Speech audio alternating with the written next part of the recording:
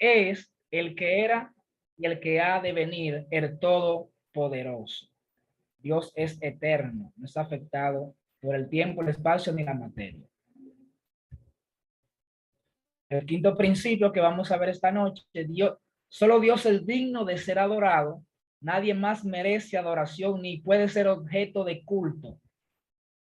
Dice la palabra, hablando Jesús en Mateo 4:10, entonces Jesús le dijo, vete Satanás, porque escrito está, al Señor tu Dios adorarás y solo a él servirás. Éxodo 23 dice, no tendrás dioses ajenos delante de mí. Y Apocalipsis 22, 9, 8, 9, Juan, yo Juan soy el que oyó estas cosas, y después que la hube oído y visto, me postré para adorar a los pies del ángel que me mostraba estas cosas, pero él me dijo, mira, no lo hagas, porque yo soy consiervo tuyo, de tus hermanos los profetas, y de los que guardan las palabras de este libro, adora a Dios.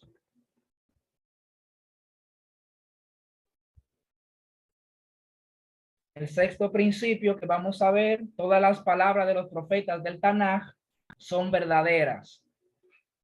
Dice Amós 3:7, porque no hará nada Jehová el Señor sin que revele su secreto a sus siervos los profetas. Y Hebreos 1:1 dice, Dios habiendo hablado muchas veces y de mucha manera en otros tiempos a los padres por los profetas. Y es interesante, notarán que estoy tomando un texto del Antiguo Testamento y el Nuevo Testamento para que entendamos que el Antiguo Testamento y el Nuevo no están uno separado del otro, sino que uno es la continuación y a veces hasta la explicación del otro. O sea que si podríamos decir la Biblia debería ser un libro inseparable, no debería tener ni nuevo ni antiguo pacto, sino continuación del pacto hecho por el Eterno con el hombre. El séptimo principio que encontramos es la profecía de Moshe Rabenu es verdadera, que es el principal de los profetas. No hubo ni habrá otro de su nivel profético. La misma Biblia nos dice en Números 12, 6, 7, hablando del Eterno, y les dijo, oí ahora mis palabras, cuando hay entre vosotros profeta de Jehová, le apareceré en visión, en sueños hablaré con él, no así como Moisés mi siervo, quien es fiel en mi casa. Y a él Dios le hablaba cara a cara, conforme dice las escrituras. Así es que ha sido un placer y le dejo a mi compañera Bexy a continuación. Shalom, shalom.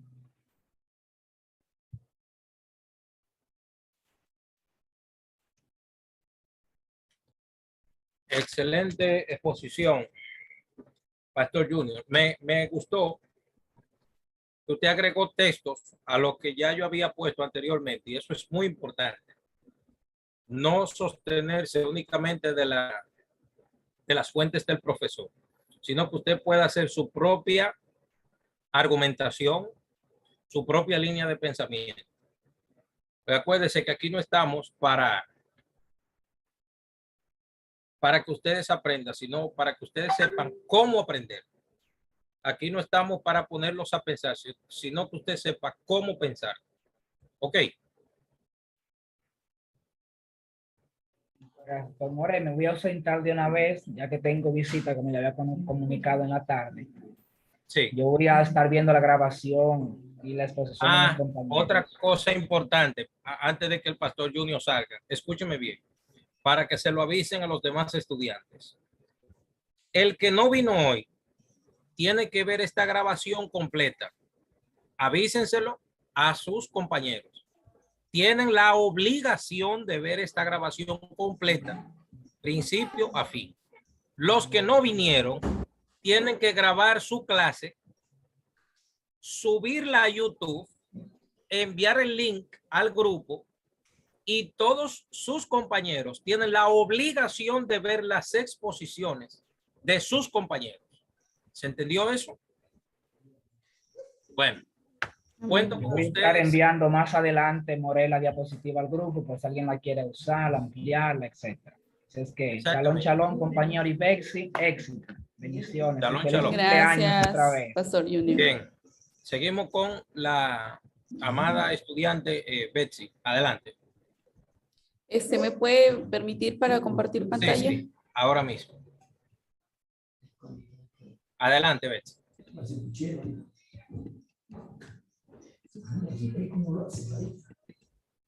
¿Todo bien? Sí, ahora. Ok, adelante.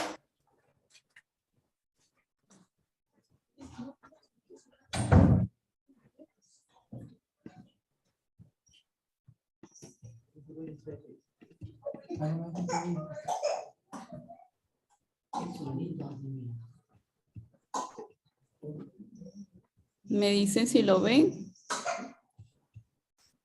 ¿Sí? ¿Se puede ver? Ok, muy buenas noches a todos. Profesor, muy buenas noches. Sí, sí, Voy a adelante. seguir con la continuación de los 13 principios de la fe judía. Oh, ok. La ley de Dios fue dada en el monte Sinaí, la octava. Este punto nos enseña que toda la Torah escrita, toda la Torah es escrita, toda Torah, como así también la Torah oral, son íntegramente divinas. Sería inconcebible que un Dios bondadoso creara seres racionales con conciencia moral del bien y del mal y no formara cuál es el bien y cuál es el mal. Recordemos que Dios informó a Adán, el primer hombre, cuáles eran sus deberes, y luego en la Torá encontramos las leyes que Dios ordenó a Israel en el pacto que hicieron frente al Sinaí y nuevamente a la entrada de la tierra de Israel. Ninguna palabra de la que anuncia la Torá fue invento de Moshe. Los sabios desde el mismo Moshe sumaron decretos que sirven para proteger a la Torá. Esto lo hicieron porque la misma Torá exige que los sabios que cuidaran, que el templo siga observando la ley. Los decretos de los sabios deben ser respetados con la misma minuciosidad que las leyes de la Torá. La novena es la inmutabilidad de la Torá como ley de Dios. Aquí se refiere a que la Torá es perfecta por ser obra del mismo Dios y por estar creada a medida para la necesidad moral del ser humano, aun cuando con los tiempos, los aspectos periféricos del ser humano pudieran modificarse, sus rasgos morales son idénticos a través de los tiempos y de la observancia de la Torá, que es la voluntad de Dios. Lima sus asperezas para convertirse en un ser espiritual y poder recibir su remuneración en el mundo venidero. Los judíos de todas las épocas no escatimaron esfuerzos para transmitir totalmente la Torá. Su estudio profundo y su observancia estricta y cabal lo demuestran. Distintos grupos de judíos intentaron crear modos de vida en los cuales aceptaron observar únicamente las leyes que les agradaban. Todos desaparecieron con el tiempo y el judaísmo se siguió transmitiendo solo a través de aquellos que fueron fieles a la integridad de la Torá. Ahí tengo textos bíblicos. Juan 5:39. El número 10 dice el conocimiento previo de Dios de las acciones humanas. Nos enseña que Dios sabe absolutamente todo lo que hace cada ser humano y también los motivos que lo mueven a actuar de cierta manera. Aun cuando las personas podamos intentar llegar a engañar a otros y hasta nosotros mismos, aparentando como si fuésemos nobles y bondadosos, no hay nada que el ser humano pueda esconder de Dios. Quien sabe y recuerda hasta aquello que el propio ser humano olvida con el tiempo, dado con él no hay olvido. Corintios 3:6. El número 11, la recompensa de las buenas acciones y el castigo del mal. Nos enseña que todas las acciones del ser humano trascienden y que Dios retribuye al hombre de acuerdo a sus acciones. El hombre recibe lo que cosecha, pues cada acción tiene una consecuencia que puede ser buena o mala. Por tanto, puede recibir un premio o un castigo. Una acción buena no cubre a una mala. Tanto el premio como el castigo se dan en el mundo venidero, que es completamente espiritual. Este mundo en el que vivimos es un mundo de prueba para mediante la obediencia a Dios lograr llegar a estar cerca de Él enteramente en el mundo venidero, que es el mayor placer al que pueda aspirar un ser humano. Ningún placer, a ninguna satisfacción de este mundo puede retribuir siquiera por una sola buena acción, pues los placeres terrenales nunca son eternos. Aunque así Dios promete en la Torá que asistirá a quienes observan la Torá, para que puedan seguir observándola, aun cuando los profetas pudieran percibir algo de lo que sucederá cuando venga el Mashiach. Ninguno pudo observar en su profecía alguna de las características del mundo venidero. 1 Corintios 3:18. 12. La venida del Mashiach. Nos enseña que llegará el Mashiach en el momento que Dios lo disponga, y aún si demorara, no dejemos de anticipar su llegada diariamente. En muchos lugares de la Torá y de los profetas se hace alusión a la llegada del Mashiach. Sin embargo, existen muchos detalles de su naturaleza que ignoramos, como así también la fecha de su llegada. Sí, sabemos que será un rey de carne y hueso, que reinará sobre Israel y quitará el yugo de sumisión de debajo de las demás naciones. Será un sádic, una persona santa, descendiente del rey David, y traerá paz al mundo entre Israel y entre todas las naciones. Asimismo, provocará que todo Israel observe la Torá. Hay disensión entre los sabios acerca si habrá alguna modificación en las leyes de la naturaleza cuando llegue el Mashiach. La razón por la cual los sabios ansiaron tanto la llegada del Mashiach se debe a que en aquel momento podrán dedicarse de lleno al estudio de la Torá sin interrupciones y molestias que sufrimos actualmente. El último principio, la restauración de los muros. Nos enseña que en algún momento del futuro resucitarán todos los fallecidos, si fueron justos en esta vida y creyeron en este enunciado a partir de lo que está escrito en la Torá. En este punto, tal como en el anterior, no debemos no sabemos ni cuándo se cumplirán, ni las características de aquel evento. En varios lugares de la Torá, como así también en las profecías de Ezequiel, se hace alusión a que la muerte terrenal es temporaria y que en algún momento las almas volverán a vestirse con cuerpos. Esto explica a su vez ciertas leyes y ritos que se acostumbraban en el momento de la muerte y del entierro. Juan 11:21. Eso es todo. Eso es todo, profesor. Gracias.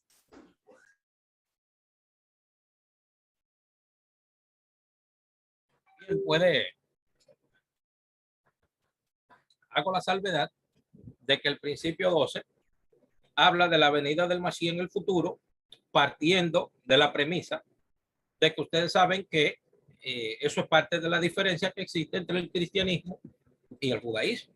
El cristianismo ya sostiene la venida del Mashiach, mientras que el judaísmo todavía lo espera. Pero no nos vamos a concentrar en eso, porque eso es algo que la persona debe de acostumbrarse a vivir con la idea de que todavía el judaísmo espera al Mashiach, mientras que ya en el cristianismo ya se vive en la época mesiánica. Eso no es nuevo para nosotros. Nosotros somos personas maduras que ya podemos entender eso. No nos vamos a poner locos ahora, que no vamos a aprender nada del pueblo de Israel, porque ellos no creen, porque sé yo cuánto, porque sé yo el otro. No nos vamos a enfocar en eso. Porque los que hemos estado en la universidad, los matemáticos, los filósofos, los sociólogos, los biólogos, nos viven enseñando que nosotros vinimos del mono y qué sé yo cuántas cosas más. Y nosotros de todas formas aprendimos. Ok, así es que Luis Carlos me levantó la mano, adelante.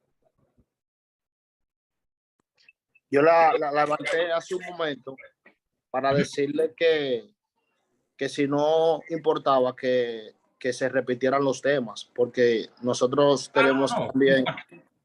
Ok, perfecto. no hay problema. Ariel, dígame.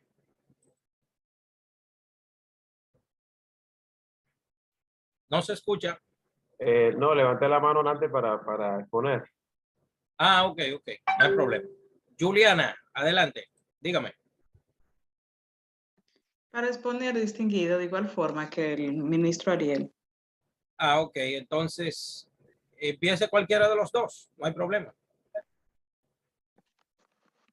Como quiera, Juliana, usted o yo, como quiera. Te doy el honor. ¿Cuál va a empezar? ¿Cuál quiere empezar? Gracias, Ariel, por darme el privilegio. Espera. Hágalo usted, distinguido. Usted está hace rato, Ok, hágalo usted, yo espero. Hágalo.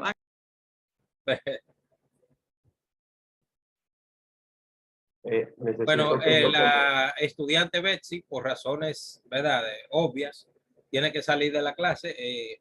También pidió permiso. Ya usted sabe, Betsy, tanto usted como Junior tienen la obligación de ver esta clase completa. ¿Ok? Shalom, shalom, y que, como se dice en hebreo, Gracias. John Yudele Samea. Feliz cumpleaños. John Yudele Samea. Gracias. Bye. Bendición. necesito que me habilite, profesor. Ah, ok, voy. Adelante, Ariel, adelante. Vamos para allá.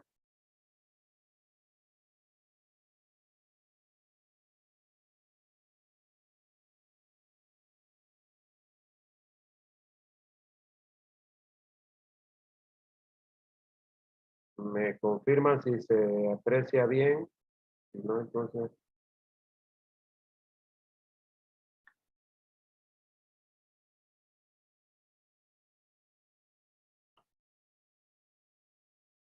Me corresponde en esta noche pues hablar de pecados castigados con la pena de muerte.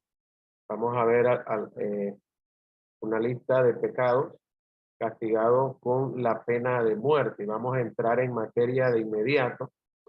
El primero que vamos a ver es el adulterio para una mujer casada y su amante. De acuerdo a Levítico capítulo 20, versículo 10, dice que si un hombre cometiera adulterio con la mujer de su prójimo, el adúltero y la adúltera indefectiblemente serán muertos. Si bien es cierto, en el Nuevo Testamento nos muestra un ejemplo cuando le traen la mujer adúltera a Jesús para que él juzgue. Sin embargo, vemos que fue un juicio parcial, toda vez que la ley o la Torá enseñaba que ambos tenían que ser llevados y ambos tendrían que morir, lo que denota la parcialidad a la hora de hacer justicia desde esa época en tiempos de Yeshua.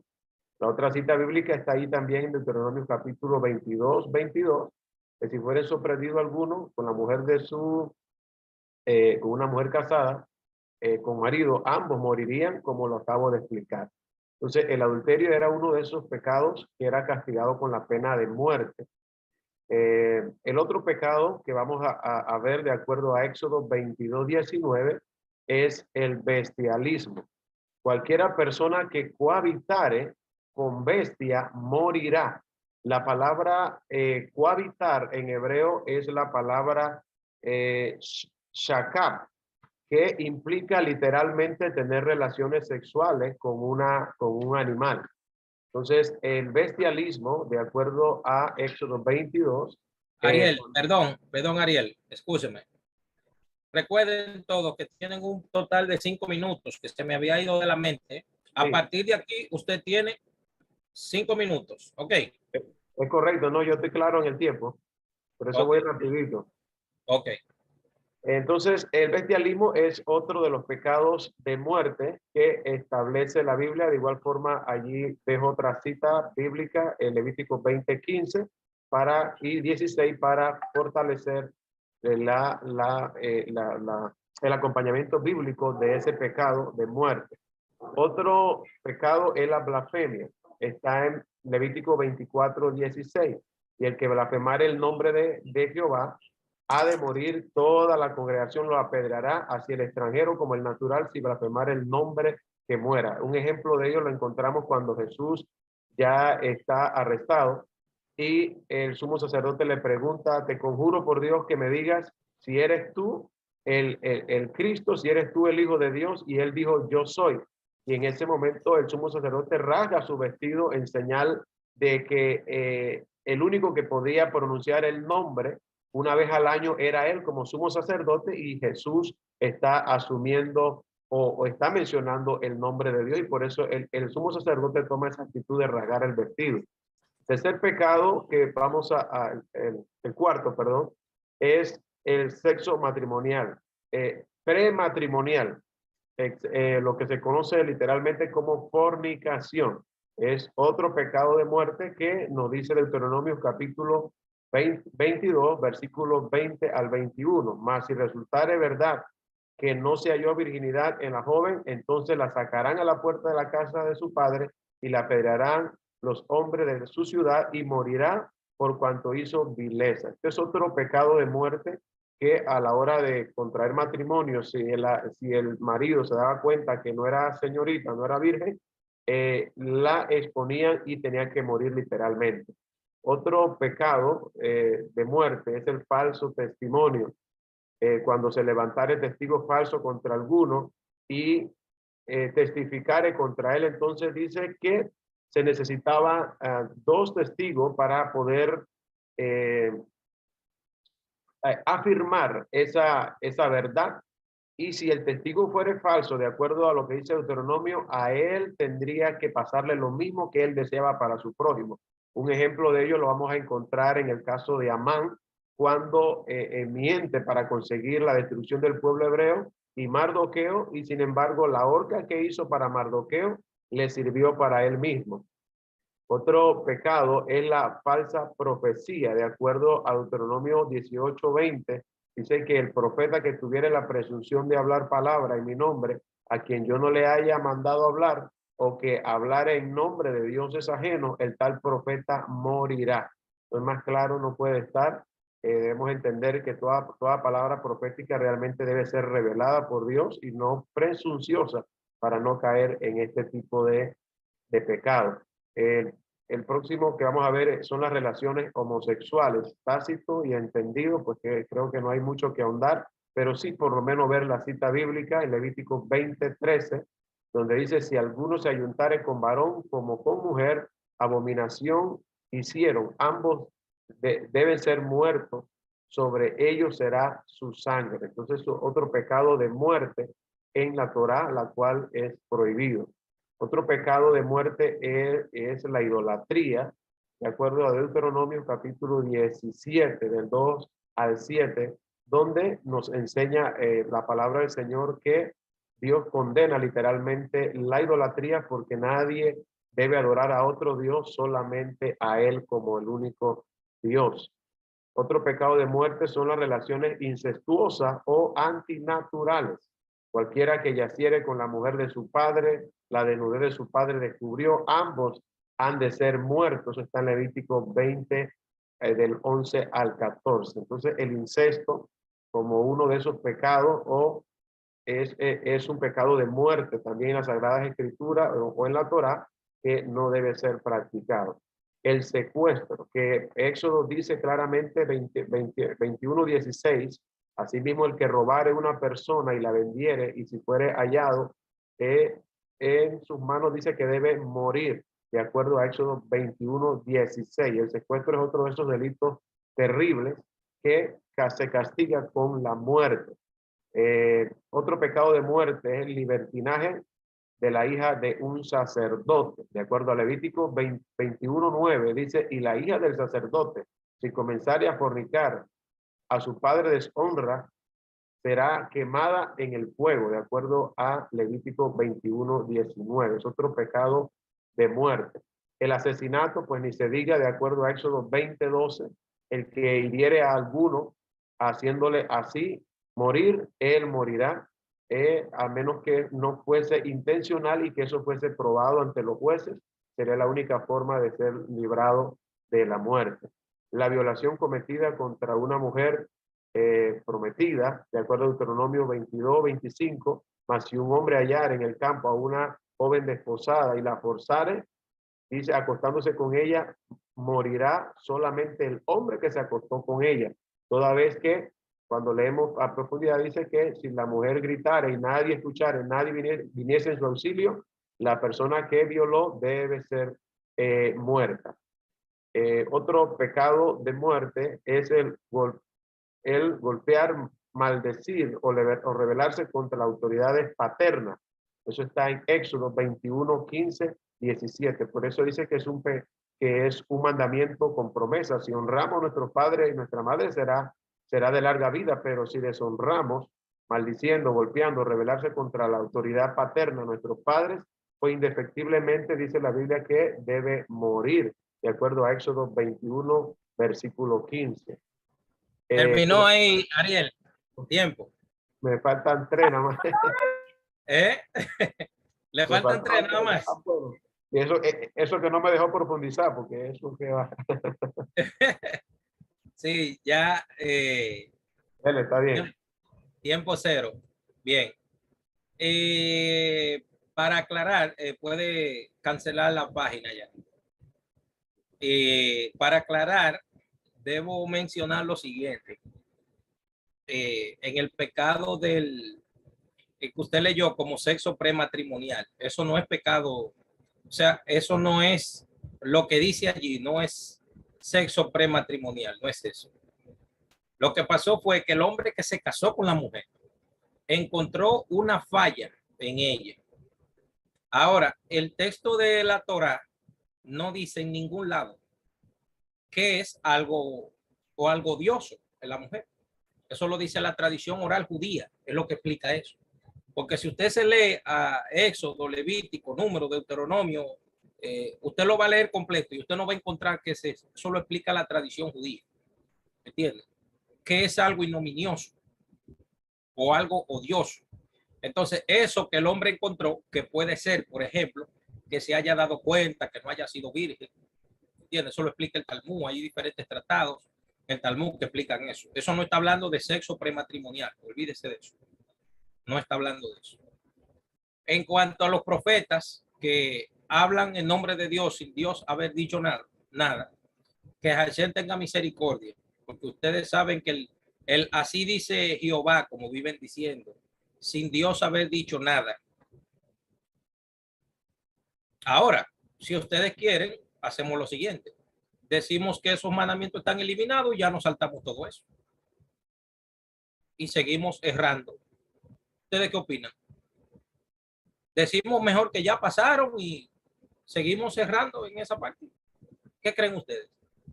Yo pienso que no, profesor, porque en este tiempo hablar una palabra que no es de Dios, eso está fuera de contexto.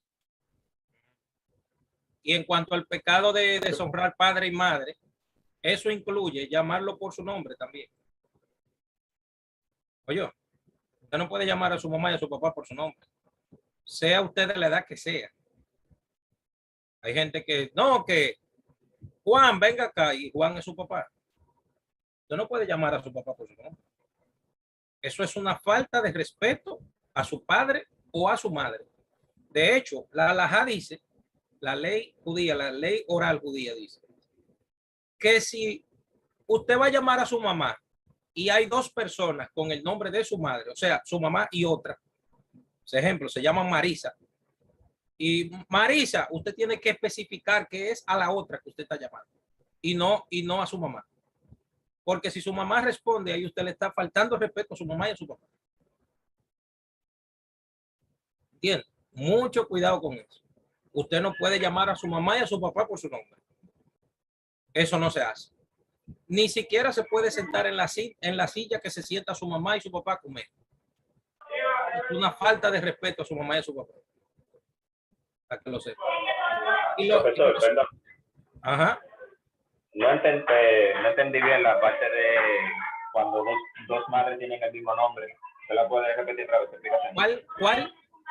Que usted dijo que si otra persona tiene el mismo nombre de mi madre, que no la puedo llamar, y me perdí ahí en la explicación. Usted tiene que, por ejemplo, si el papá suyo se llama Juan y hay otro hombre al lado de él que se llama Juan, usted tiene que especificar. Juan, el que no es mi papá, venga acá. O si tienen apellido, Juan Valdés, venga acá. Especificar que no es al papá suyo que usted está llamando. Tiene que especificarlo, porque el papá suyo usted tiene que respetarlo. Y eso incluye no llamarlo por su nombre. Ok. Así es que mucho cuidado con los mandamientos, ¿eh? Mucho cuidado con eso. Una pregunta, profe, una pregunta. Ajá. ¿Eso es cerco o es parte del mandamiento? Sí. ¿Usted qué cree que es eso? ¿Perdón? Yo creo que es cerco. Bueno, para mí no es cerco. Para mí es Ok. honra. Bueno, ok. Para mí es lectura de cómo los sabios de Israel la leen la Torah. ¿Entiendes? Claro. Ahora, si usted lo quiere tomar como cerco, tómelo. Yo no tengo ningún problema. No tengo ningún problema. Sigo No, entonces pero con... incluso, profesor, antes de que usted pase a la otra parte, incluso en República Dominicana, incluso es incómodo decirle, llamar a los padres por su nombre. Uno se siente hasta raro. pero hay gente que lo hace. No, Profesor. sí, hay gente que lo hace. Hay gente que lo hace. Pero Hay gente que lo hace. Usted sabe lo que dice el Talmud. El Talmud dice que Rabí Ismael encontró a su mamá afuera de la casa, una señora mayor, y se le rompieron las sandalias. Y Rabí Ismael, hasta que su madre llegó a su casa, puso sus manos para que su mamá pisara encima de las manos, para que no pisara el piso, para que no maltratara sus pies en las piedras. Y las manos se le enfermaron porque le echó callo ahí. Y fueron los sabios a visitarlo. Y cuando lo vieron, le preguntaron qué le pasó, por qué las manos se le habían enfermado. Y cuando él le explicó lo que pasó, que él le dijo que le puso las manos para que su mamá no pisara en el pie, o sea, en las piedras. ¿Sabe lo que le dijeron los sabios? Aunque hubieras hecho más de ahí, no estás todavía ni cerca de cumplir con el mandamiento que dice la Torá de honrar al padre y a la madre. Aunque hubieras hecho más de ahí. Sí, porque eso me suena como la procesión cuando pagan manda y se golpean y hacen un montón de cosas. Y después de ahí, nunca más. Ya lo sabe. Incluso usted debe reducir, discutir con su madre y con su padre y quedarse callado cuando habla con usted. ¿Entiendes? Rabino, Adelante. estaba buscando el icono para levantar la mano y no lo encontré, por eso interrumpí sin que me dieran la palabra. Ok. Me gustaría, profesor, que nos ilustrara cómo podemos nosotros, de una forma práctica, Ajá. distinguir entre un mandamiento y un cerco. Porque al menos a mí me ayudaría, porque me evitaría la subjetividad de la persona. Sí. Simplemente por ilustrar, en el caso de la pregunta que hicieron, yo pude haber dicho, para mí es un cerco. Sí. Usted responde, para ti es un cerco, pero para mí es un mandamiento.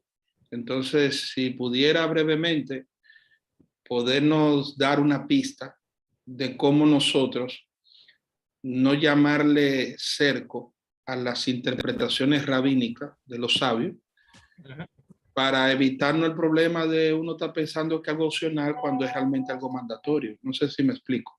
Claro, yo lo comprendo. Okay, Totalmente. gracias. Sí, yo lo comprendo totalmente. Déjame ver. Vamos a dejarlo para la última parte de eso. Ok. Para yo señalar algo que tengo aquí. Voy a dejarlo. Hay una musiquita bonita por ahí. Sí. Bien. Sigo con la interesantísima y estimada estudiante Juliana Gómez con Gracias. la exposición siguiente. Luego, ¿quién Gracias. sigue después de Juliana? ¿Quién va a continuar? Vamos a exponer la ministra Kashna Gaona y yo, el mismo tema. Ok. Luego seguimos con el apóstol. Adelante, Juliana. Déjeme Permítame colocarla como... compartir pantalla. Sí, ok.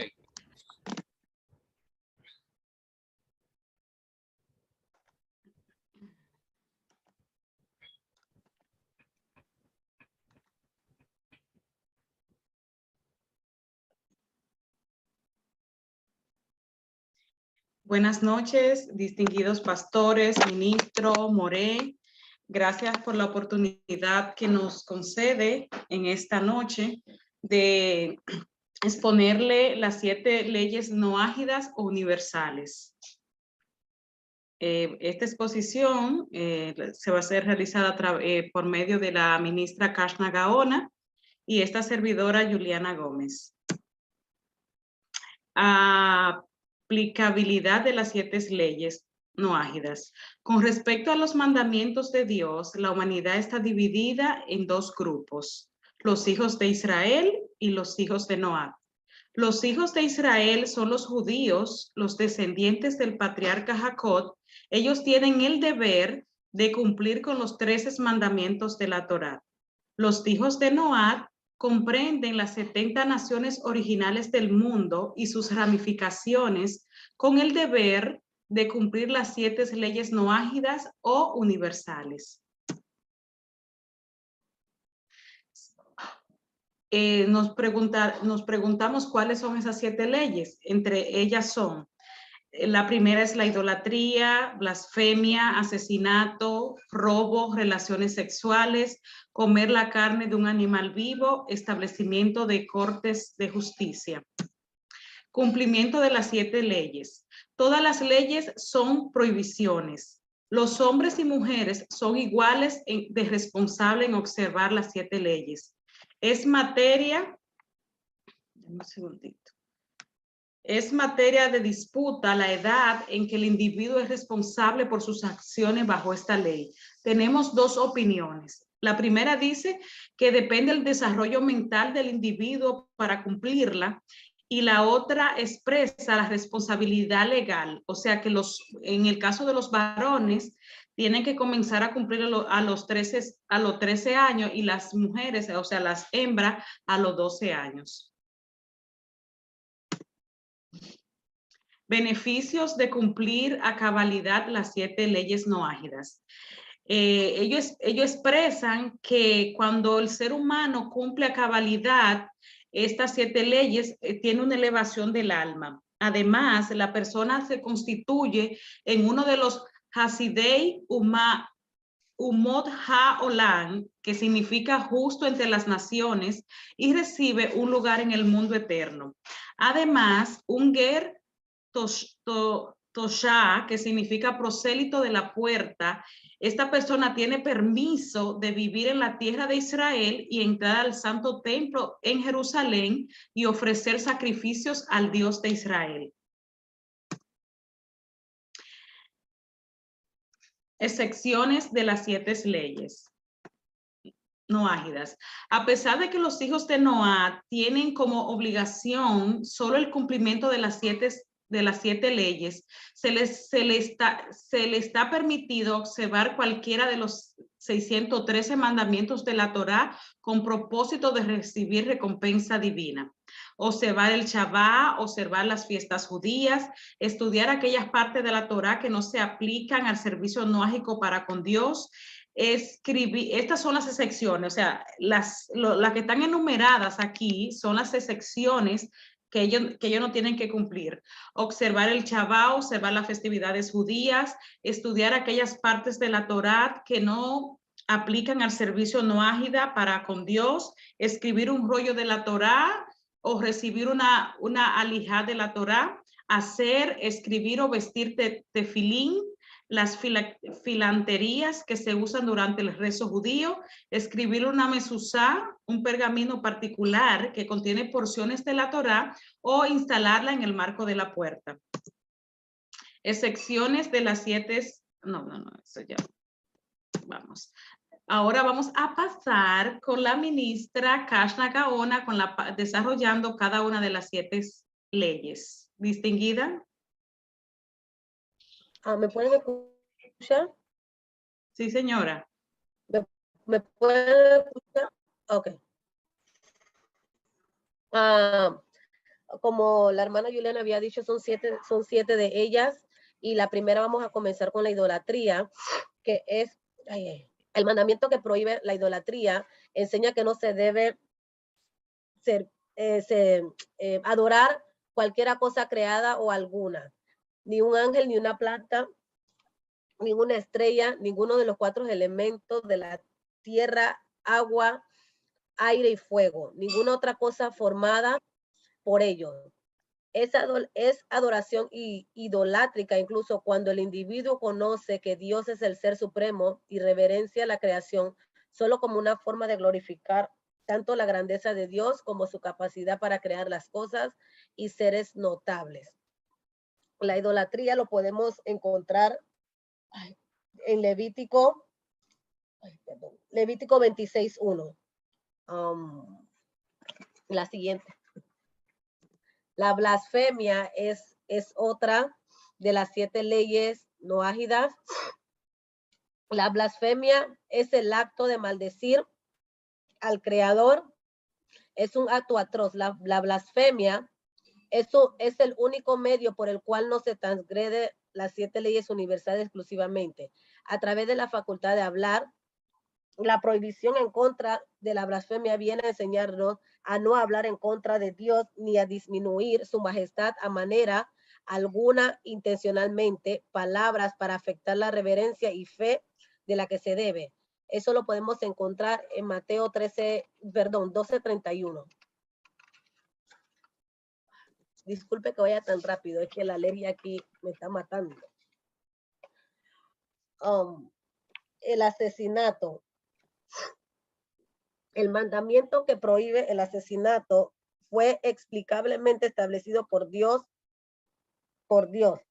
Quien quiera que derrame sangre de hombre, por hombre, será su sangre derramada, porque él hizo al hombre a su imagen.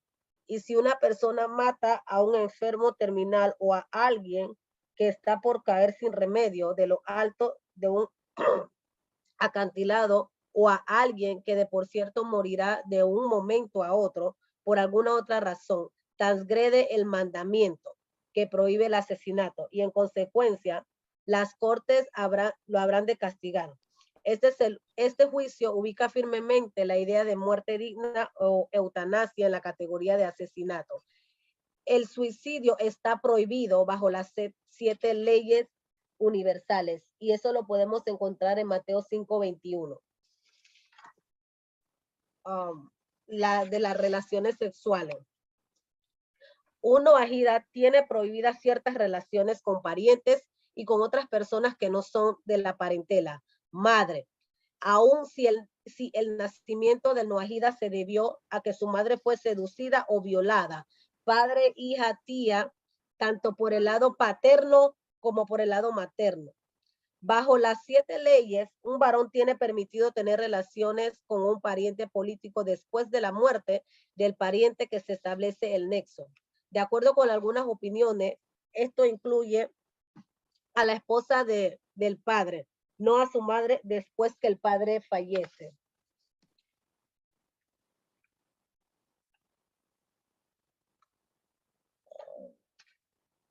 Esto lo podemos encontrar en Génesis 2:23 al 24. El robo. De todas las prohibiciones presentes en el marco de las 7 leyes universales, la concerniente al robo es quizás la más difícil de obedecer u observar. El robo es el contexto de las 7 leyes universales, una categoría general con muchas partes, y es virtualmente idéntica a su paralela en la ley de la otra. Esto quiere decir que los parámetros de Dios en lo que concierne a robar son prácticamente idénticos, ya que sea de la persona bajo estudio, sea un israelita o un noahida. Un individuo es culpable, ya sea que robe dinero o un objeto o que secuestra a una persona, y no importa de quién lo haya robado. Eso lo podemos encontrar en Levítico 19:11.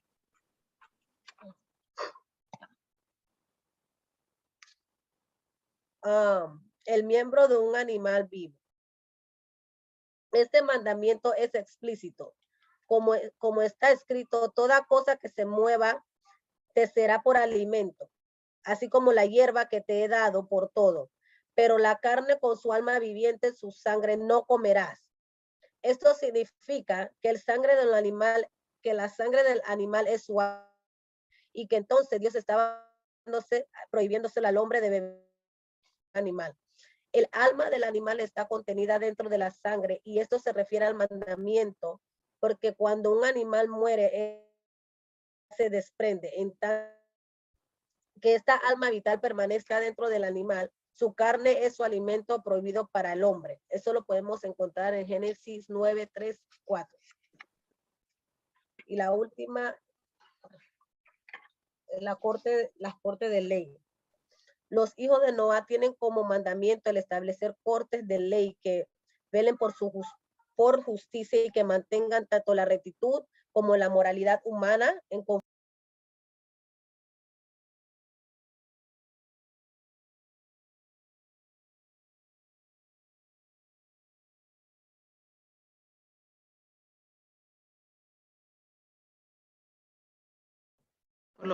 Por lo visto, le ¿Qué pasó pasó? algo.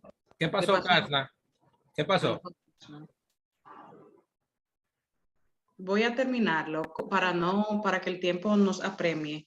Cortes de ley. Los hijos de Noah tienen como mandamiento el establecer cortes de ley que velen por la justicia y mantengan tanto la rectitud como la moralidad humana en conformidad con las 7 leyes universales. Un sistema judicial que permita la justicia al establecer leyes o reglamentos en conflicto con las 7 leyes universales es un instrumento para alejar del mundo las bendiciones de Dios. Eso lo vemos en Génesis 34:25. Hasta aquí nuestra exposición. Muchísimas gracias. Shalom, shalom. Bien. A manera de comentario, ustedes deberían de saber lo siguiente.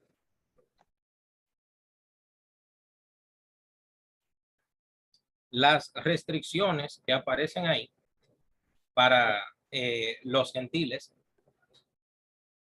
esas restricciones son para iniciarse en la búsqueda de Dios. Por ejemplo, en la antigüedad, cuando un gentil iba a vivir a la tierra de Israel y ese gentil quería trabajar en la tierra de Israel, no a vivir de manera, vamos a decir, ciudadana, sino que iba por, como van los dominicanos a Estados Unidos, que van, vamos a decir que por un contrato de trabajo, por ejemplo. A ellos, aunque no se convirtieran a la religión de Israel, por así decirlo, se les prohibía esas 7 cosas. O sea, mientras usted viva aquí en Israel, usted no puede maldecir el nombre de Dios. Usted no puede robar. Usted no puede hacer idolatría. Usted no puede tener relaciones sexuales ilícitas ni con animales ni con personas. ¿Entiende? Tenía que someterse a las cortes de justicia. ¿Entiende? Ahora, si el gentil decidía unirse al pueblo de Israel, entonces, en el caso de las mujeres tenían que sumergirse en las aguas y en el caso de los hombres tenían que circuncidarse. Menciónenme un caso de conversión en el Tanakh, en la Biblia hebrea. ¿Quién me menciona un caso? Adelante, apóstol. Pudiéramos hablar de Ruth, la moabita. Exactamente. Exactamente. Ruth la Moabita. La conversa por excelencia. Fíjense que cuando ella le dice a Naomi, Noemí, a Naomi, le dice, tu pueblo será mi pueblo. ¿Qué implica el pueblo? ¿Qué implica eso? Aceptar los mandamientos del pueblo. La nacionalidad, ¿Verdad? Exacto. la sociedad civil. ¿Entiendes? Las costumbres. Las costumbres. Y luego le dice, y tu Dios será mi Dios. ¿Qué implica eso? Ahí aceptó. ¿Qué implica tu Dios será mi Dios? ¿Qué implica eso? Que sus creencias eran mis creencias. Se convirtió, exacto. ¿Entiendes? Implica la religión, entre comillas, por así decirlo. ¿Entiendes? Entonces, ¿qué pasa en Hechos 15? ¿Qué método utilizan los apóstoles para darle entrada a los gentiles según Hechos 15? ¿Qué método utilizar? Hay 4 en el versículo 7, profesor. Exactamente. Atenerse de los ídolos, de fornicación, de ahogado y de sangre. Ven, lo mismo que las leyes de Noé. ¿Por qué? Porque los apóstoles esperaban que en la segunda o en la tercera generación de esos gentiles que se unieron a la comunidad judía creyente en Jesús como el Mesías, que con el paso del tiempo, según Hechos 15:21, esos gentiles se iban a judaizar poco a poco. ¿Entienden? Eso era lo que los apóstoles esperaban. Ahora, ¿quién escribió contra los judaizantes? Porque hoy en día, no, porque los judaizantes por aquí, que los judaizantes por allí. ¿Quién inventó eso de los judaizantes? ¿Saben ustedes quién fue el primero que utilizó esa palabra? Marción del Ponto, en el siglo II, después de la era común. Y cuando él se refirió a los judaizantes, ¿sabe a quién fue que se refirió? A los judíos de Jerusalén, que creían que Jesús era el Mesías, pero que seguían guardando toda la ley. ¿Entiende ya? Entonces, Marción escribió una carta contra los judaizantes, una obra contra los judaizantes. Señores, esa es la realidad histórica y nadie la va a cambiar. Esa es la realidad histórica. Y él los ofendió a ellos. ¿Sabe cómo él los llamó? A los judaizantes. Él los bautizó bajo el nombre de los ebionitas. Ebionitas le llamó él a ese grupo. Solamente les quería mencionar eso para que lo tengan ahí. Bien. Voy a poner entonces al apóstol Emerson Espinosa para que pueda compartir pantalla.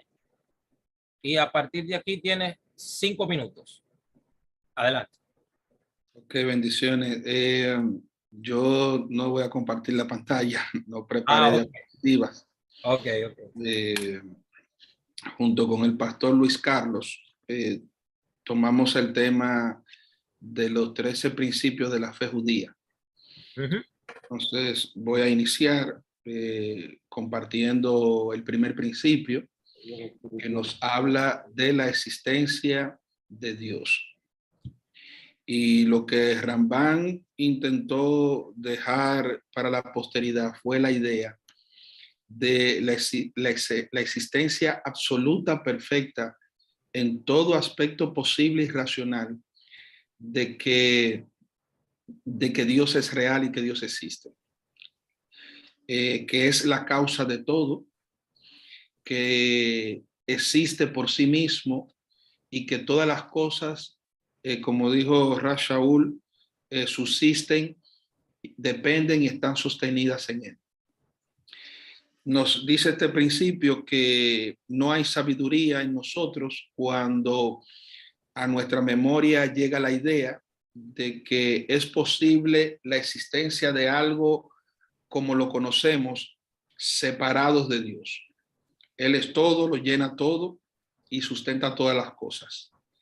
Por lo tanto, una de las frases que reza al principio es que la creación existe por él, y si aún lo creado no existiera, él igual seguiría existiendo sin la creación. De hecho, una forma más sencilla de explicarlo es que Dios fue Dios no por el hecho de haber manifestado la creación, sino que ya de antemano así lo era. Por lo tanto, él afecta a todas las cosas, pero las cosas a él no lo afectan. Eso es con relación a su existencia. El segundo principio, que nos habla de la unicidad de Dios, la indivisibilidad de Dios, nos deja claro la idea de que no hay nada como Él, y Él es uno. Obviamente, esto es uno de los principios que choca mucho con relación a la doctrina del cristianismo, que habla de la persona de Dios, tratando de explicarlo desde una perspectiva trina o compuesta, pero el principio nos enseña que no hay manera de poder comparar a Dios con nada creado, nada compuesto. Si se hace referencia a los géneros, como por ejemplo el género animal, el género vegetal, no podemos, el género humano, no podemos asociar a Hashem de esa misma manera, ni tampoco en cuanto a la composición del hombre, como se describe en algunos contextos, de una composición de espíritu y cuerpo, o espíritu, alma y cuerpo. Sencillamente, como establece Deuteronomio de Barín, como Hashem se reveló al pueblo: yo soy uno, no soy dos, no soy tres ni cuatro, sino que nuestro Dios es uno solo. El tercer principio nos habla a nosotros de que Dios es espíritu y que no contiene cuerpo como lo que nosotros conocemos. Es bueno entender que el ser humano, con su mente finita, trata de interpretar a un Dios infinito. Entonces, nuestro Dios es tan misericordioso, por decirlo de alguna manera, que prácticamente se degrada en cuanto a concepto para poder ser entendidos por nosotros. ¿Qué quiere decir eso? Que hablamos y vemos en las escrituras expresiones como las manos de Dios, las espaldas de Dios, el rostro de Dios, pero Dios no tiene ni mano, ni espalda, ni rostro como lo que nosotros los seres humanos entendemos. Esto es conocido como el antropomorfismo, o sea, atribuirle figura humana a la divinidad para tratar de entender un poco lo que él está expresando. Pero de igual manera está el antropopatismo, que lo que hace es atribuir emociones humanas a Dios. Y Dios, como decía una de las compañeras cuando también hablaba sobre este tema, Dios es inmutable, Dios es invariable, Dios... no, pero que Dios se puso triste. Sí, es una forma para que nosotros entendamos lo que Él nos quiere decir, pero Dios es inmutable en todo el sentido de la palabra. El cuarto principio nos habla de que Él es eterno. Entonces, lo podemos ver de esta manera. Él no está sujeto al tiempo, sino que el tiempo está sujeto a Él. Él es antes del principio. Primera de Emerson 1:1 atrás de los mapas, de una forma de como yo lo digo. Él es antes del principio y es después del final. Es decir, que cuando el tiempo nació, quien lo recibió en la sala de parto fue Hashem. Y si el tiempo termina y muere, la última pala de tierra se la va a echar Hashem. Fuera de él no existe nada. Él ha sido, es y será por siempre. El quinto principio nos dice que solo Dios debe ser nuestro motivo de adoración, culto y exaltación. Él no comparte su adoración ni su gloria con nada, ni con nadie. Solo Él debe ser honrado, adorado, e importante saber que no es solamente ser adorado, sino como Él establece que debe ser adorado.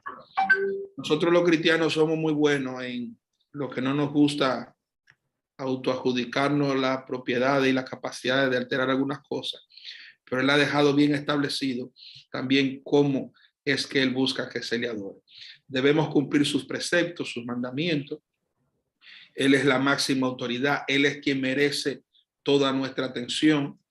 Y bueno, el ser humano no está diseñado para juzgar al ser humano, sino para juzgar las conductas. ¿Por qué? Porque dentro de ese principio, donde dice que solamente Él es objeto de culto, está también implícito que solamente el Creador tiene la capacidad de juzgar.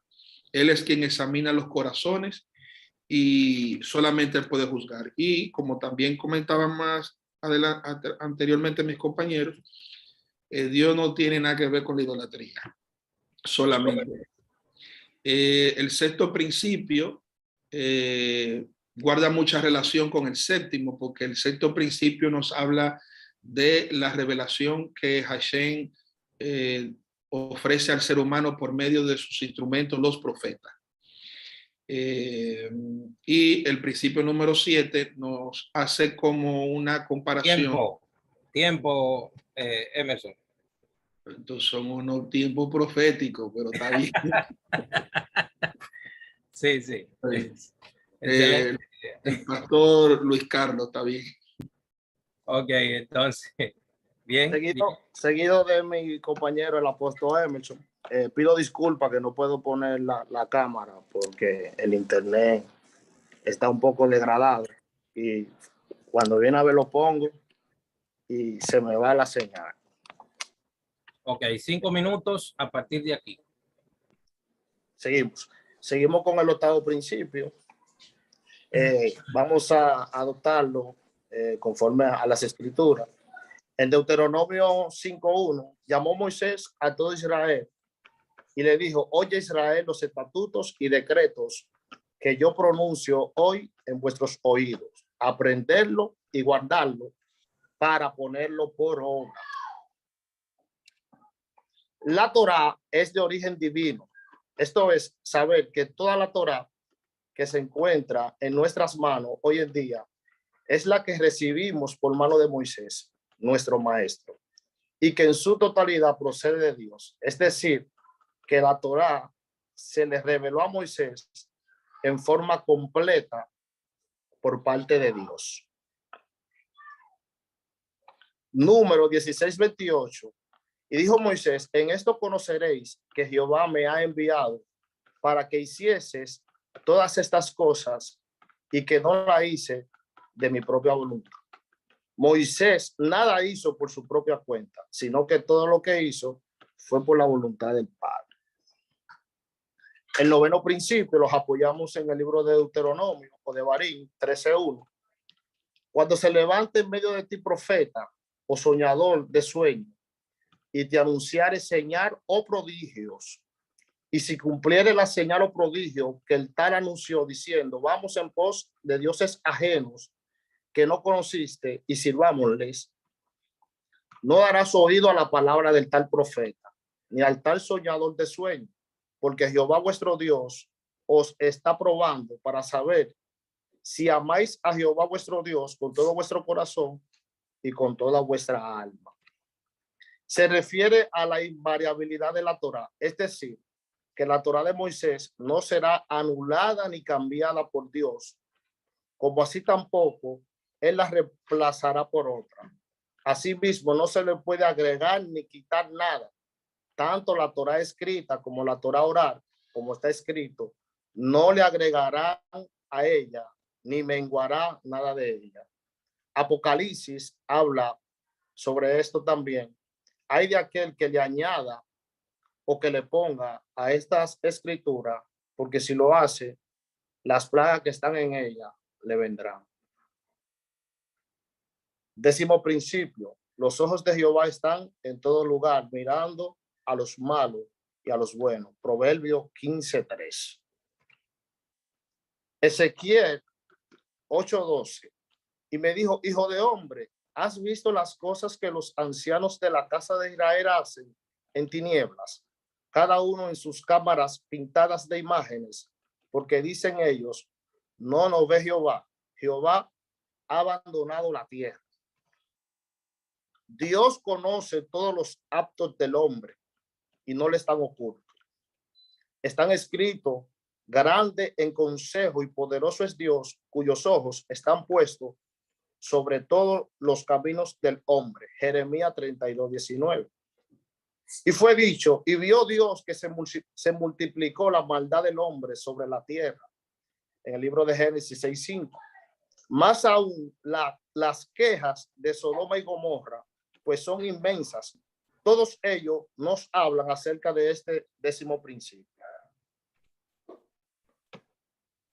El 11 principio, Éxodo 32:32, 11. Que perdone ahora su pecado, y si no, ráeme ahora del libro que has escrito. Y Jehová respondió a Moisés: al que pecare contra mí, a este raeré yo de mi libro. Dios recompensa a aquel que realiza los preceptos de la Torá y castiga a todo aquel que transgrede sus prohibiciones. Con respecto a la recompensa mayor, indudablemente se trata del mundo venidero, y el peor castigo es la aniquilación del alma. Lo que quiere decir es que si nosotros violamos los preceptos, los mandamientos del Todopoderoso, pues hay una pérdida eterna, y si nosotros guardamos sus principios, pues hay una salvación eterna. 12 principios. La época mesiánica, Deuteronomio 33. Entonces Jehová hará volver a tus cautivos y tendrá misericordia de ti, y volverá a recogerte de entre todos los pueblos a donde tú te hubieses esparcido, Jehová tu Dios. Es decir, saber con certeza que vendrá, surgirá el Mesías, y no pensar que se atrasará. Y por más que demore, los aguardaremos.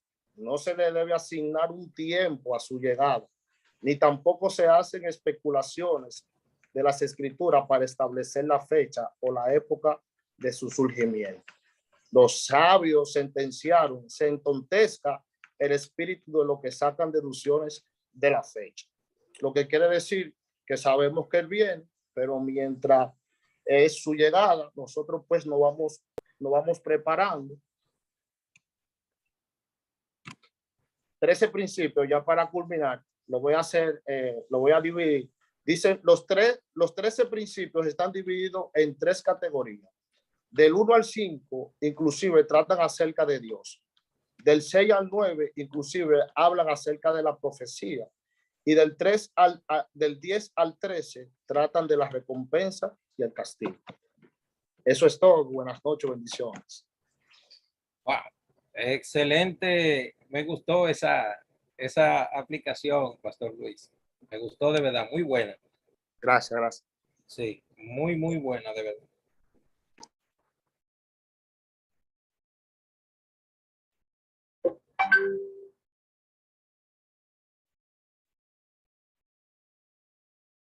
Muy bien. Ustedes saben que algunos de estos principios, obviamente, chocan de alguna manera con la teología cristiana. No nos alarmemos. Ustedes saben que eso es normal. Eso es normal, que eso suceda. Dime, tío.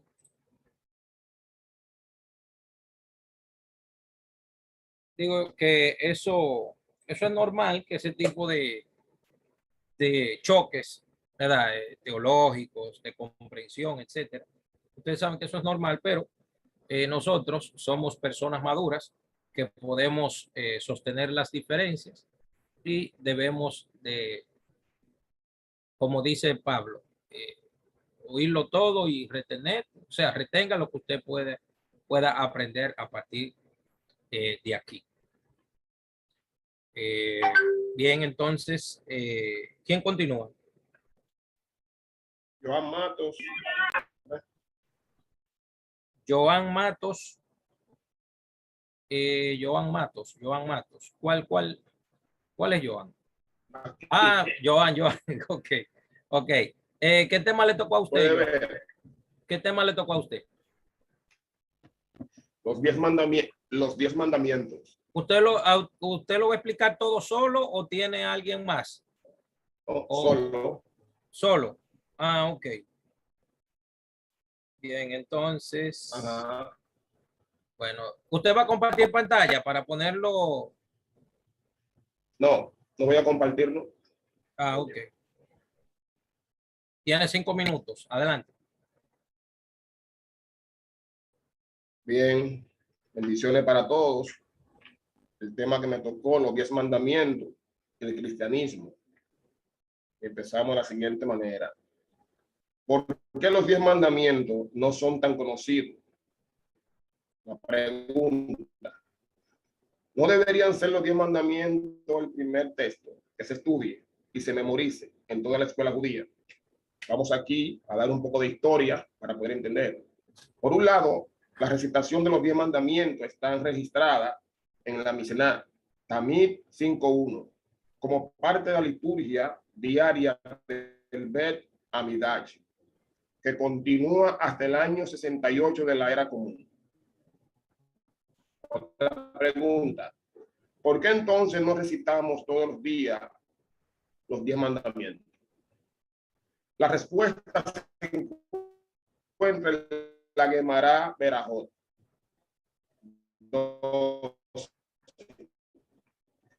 Varios rabinos en el siglo 3 y 4 de la era común trataron de reinstituir la citación de la diáspora.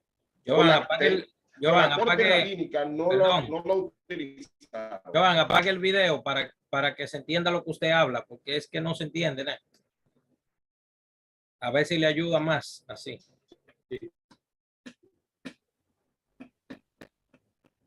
Y ahí, ¿me puede escuchar? Sí, ahí se oye mejor. ¿Se entiende, Moreto? Sí, adelante. Bien. Decía que la respuesta se encuentra en la Gemara Berajot 12. Varios rabinos en el siglo 3 y 4 de la era común trataron de reinstituir la recitación de los 10 mandamientos en Babel, que en ese entonces era el epicentro de la vida judía, de la diáspora. Pero la corte rabínica no lo autorizaron. ¿Por qué? Porque las críticas, palabras que usa la Gemara en hebreo son, más o menos, debido a la escandalosa idea y práctica de los herejes. Pero ¿a qué y a quién se refiere la Gemara con el término hereje? Seguimos. En el Nuevo Testamento, escrito en los tiempos de la Gemara, siglo 3 y 4 de la era común, se habla de los 10 mandamientos como lo único precepto revelado directamente por Hashem. Y por lo tanto, se lo toman como los únicos mandamientos que son obligatorios para los seguidores de la iglesia.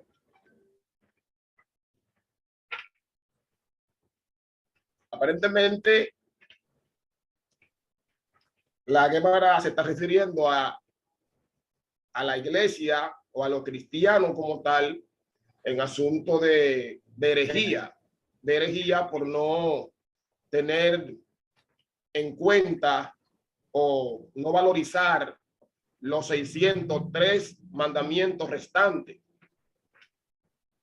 Se refiere aparentemente a ellos como herejes. Pero sobre estos casos aparecieron debates. Entre ellos está el rabino Maimonides. Se debatía si se debía ponerse de pie, si se podía poner de pie a recitar, cuando estuvieran recitando específicamente los 10 mandamientos. Debemos ponernos de pie cuando escuchamos la lectura pública de los 10 mandamientos en Yitro y en Baihanán. Maimonides dijo que no. Explicó que mientras para otras religiones los 10 mandamientos están por encima de los otros mandamientos de la Biblia hebrea, para la tradición judía los 10 mandamientos son obviamente importantes para la Torá, pero no son más importantes que todos los demás preceptos bíblicos. para enfatizar este concepto fundamental y expresar la creencia judía en la uniformidad de todas las misbot de la Torá en cuanto a su importancia y origen divino. Maimonides prohibió ponerse de pie cuando los 10 mandamientos se leen en la sinagoga, para que no demos a entender que los otros 603 mandamientos pertenecen a una categoría menor o inferior. Continuamos. ¿Qué hacen de especiales los 10 mandamientos? ¿Qué lo hacen especiales? Los 10 mandamientos fueron dados al pueblo judío durante el pacto celebrado entre el pueblo de Israel y Hashem. Éxodo capítulo 19, verso 20. Este pacto, la única vez que Hashem se manifestó al pueblo judío colectivamente, se conoce como la experiencia de la revelación de Hashem en el monte Sinaí. Mientras que para otras religiones los 10 mandamientos están por encima de los otros mandamientos de la Biblia hebrea. Es un error. Para la tradición judía, los 10 mandamientos son evidentemente una parte esencial de la Torá, pero todos los demás preceptos bíblicos son de menor importancia. Continuamos acá. La Gemara en Makot explica que los 613 mandamientos de la Torá, 611 fueron transmitidos por intermedio de Moshe Rabenu y los 2 restantes fueron escuchados directamente de Hashem. Veamos de acuerdo a la narración explícita de la Torá. Cuando el pueblo de Israel escuchó a Hashem, la experiencia de escuchar la voz divina resultó tan abrumadora que el pueblo sintió que psicológica y físicamente no lo resistiría. Entonces, el pueblo pidió la intermediación de Moshe, Éxodo 20:19, y le dijeron a Moisés, habla tú a nosotros. Tiempo, Joan, tiempo. Sí. Tiempo. Muy bien. Vamos a continuar entonces con ¿quién sigue, por cierto? ¿Quién me falta? Sí, adelante. Me falta David, me falta Zavala, me falta el pastor Gabriel Camejo. Adelante. Sí, yo falto también, pero... Adelante, David. Usted va a espérame compartir, un segundo. usted va a compartir pantalla. No, profe. No. Ah, ok. Bueno, tiene 5 minutos a partir de ahora. A ver. No prendo la cámara porque se fue la luz. No sé si me veo oscuro ahí. Ok. Bueno, miren ahí, oscuro. Estoy desde el celular. Wow, increíble. Bueno, por ahí la laptop alumbra un chisme. Me voy a quedar ahí para que me vea, que casi no prende la cámara. Bien, mi compañera está enferma, me dijo que habló con usted. Ella es Eneida Jiménez, por tanto ya no va a poder hablar. Nosotros tomamos el tema de abominaciones en la Torá, que listáramos unas 15 abominaciones en la Torá. Bueno, nos habíamos dividido, pero yo voy a hacer un resumen. Empiezo definiendo la palabra abominación, que es una palabra que aparece mucho en el Antiguo Testamento, o el Tanakh, como lo conocemos. La palabra toeba, que es una de las palabras más famosas, que significa directamente algo repugnante, abominable, asquerosidad, idolatría, ídolos, etc. Esas son como las definiciones técnicas. Tengo aquí que en el judaísmo, una abominación o rolo o escándalo es en general una ofensa contra los sentidos religiosos de un pueblo, en particular una ofensa contra el sentido religioso del pueblo judío. Habla de todo aquello que ofende a Dios, entiéndase lo que es pecado. Puedo decir que aprendí algo nuevo con esta investigación, que obviamente lo desconocía pero al 250,000%. Sí, Sí. y es que yo no sabía que los judíos, y ya ahí usted podrá validar la información que yo investigué, dividen el tema de la abominación en 3 niveles. Los niveles son Toebá, Sheker y Pigul, más o menos el nombre. Paso a definirla para, ¿verdad?, el conocimiento general. Adelante. Dice un aporte que algunos eruditos judíos creen que los 3 niveles de abominación no fueron desarrollados en la teología judía, sino que se originaron todos en los Ketubim, de los cuales tomaron prestado la Torá y los Nevi'im. Mientras que otros eruditos creen que los 3 niveles de abominación se desarrollaron con el tiempo después del cautiverio. Estos 3 niveles, como mencioné, empezamos por el más alto, desde el punto de vista judío, es el Toebá, que ya usted ha mencionado ese término aquí. Es el nivel más alto o el peor tipo de abominación. Este incluye los pecados de idolatría, adorar dioses falsos, comer animales inmundos, magia, adivinación, incesto, bestialidad, falso testimonio, etc. Algunos de los pecados enumerados, o sea, algunos de los pecados que mencioné y otros que dejé de mencionar por la lista larga, justificaron en su momento determinado la pena de muerte. O sea que según esto, algunos llegaron a cometerlo y lo mataron directamente bajo condiciones específicas en el judaísmo, hasta que luego la pena de muerte fue erradicada en el Sanedrín en el año 30 después de Cristo. Ese es Toeba, el nivel más alto de abominación. Sería como lo más repugnante. De hecho, fuera de la Torá, aunque la tarea era de la Torá. Menciónalo de nuevo, pero más al paso. Más lento. Toeba es el peor tipo de abominación desde el punto de vista judío. Incluye los pecados de idolatría. Adorar a dioses falsos en el templo. Comer animales inmundos. Magia. Adivinación. Perversión, entiéndase por perversión, incesto, bestialidad, acostarse hombre con hombre, que lo menciona el Levítico, matar inocentes, falso testimonio, ofrendas ilegales, entiéndase animales imperfectos. Y ya, entonces ahí menciona eso. Ese a lo que en sentido general Toeba en la Torá hace referencia, que obviamente en la traducción al español nos perdemos de ese de esa riqueza, de esa contenido. Exacto, de esa riqueza, exactamente. Entonces, por debajo de Toeba tienen como el nivel medio el que se llama Sheker. Sheker se escribe S-H-E-K-E-Z. Sheker quiere decir mentira. Exacto, ese tiene que ver con, dice aquí que es el nivel medio o nivel medio de abominación, que incluye los pecados de idolatría y comer animales inmundos. Pero aquí también dice que en la Biblia hebrea, en la Torá, a veces se usa indistintamente Sheker y Toeba, porque Toeba también incluye el tema de la idolatría. Y el nivel más bajo de los 3 niveles es el Pigul, con doble G, Pigul, que significa inmundo o putrido. Es el nivel más bajo o el menor tipo de abominación.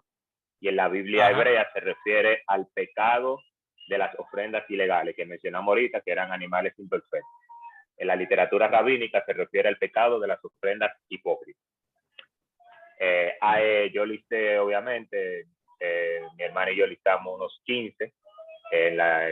No lo voy a leer todo, obviamente, pero el que más me llamó la atención es Levítico 18, 26, 27, que dice: guardad pues vosotros mis estatutos y mis ordenanzas, y no hagáis ninguna de estas abominaciones, ni el natural, que viene hablando de lo que usted mencionó ahorita, cuando habló de cuando el natural se convertía, el que no era judío, ¿verdad?, que venía, ni el natural ni el extranjero que mora entre vosotros podía cometer lo que se había determinado ya como abominación, las cosas que Dios detestaba.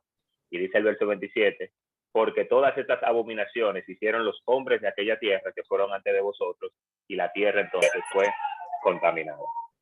Ese es mi aporte.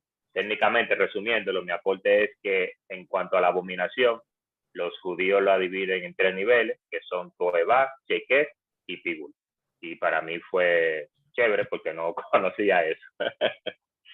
Ese es mi aporte a la discusión de hoy. Lo que pasa es que el nivel de Pigul y Notar son unos...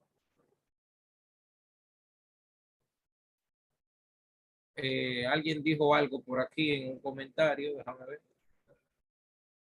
Ok, estoy saliendo. Ok.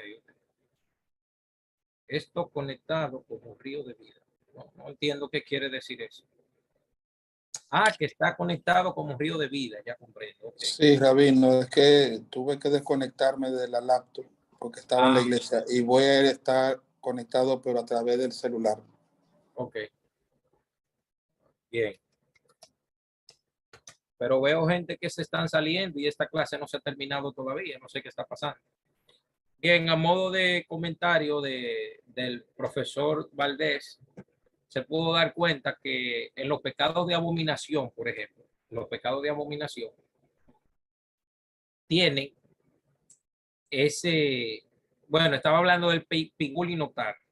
Uno también de los mandamientos que tiene que ver con eso es que cuando una persona mata un animal, la sangre no debe de ser derramada y dejarla en la superficie. Hay que hacer un hoyo y derramarla y taparla. Eso es un mandamiento de la Torah también. Porque tú sabes que la tierra absorbe, la tierra lo absorbe, ¿entiendes? Entonces de eso se trata. También se darán cuenta que los pecados que son toevá, en hebreo toevot, en plural, toevot, ustedes se dan cuenta que esos pecados tienen ese apellido, toevá. ¿Qué quiere decir eso?